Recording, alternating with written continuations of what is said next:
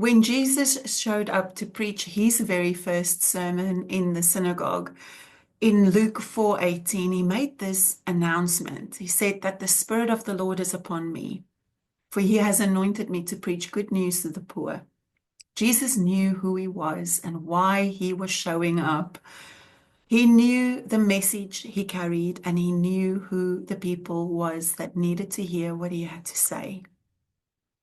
I love reminding the authors that I work with that they are anointed.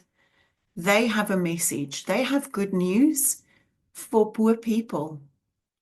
They have a specific message that was given to them for a specific audience. And when you start to understand your bigger calling, why you are here and why you are showing up, why you are writing, and why you are doing all of these things that go hand in hand with being a kingdom messenger, it changes the game completely. It shifts your focus off of yourself and onto the people that need what you have.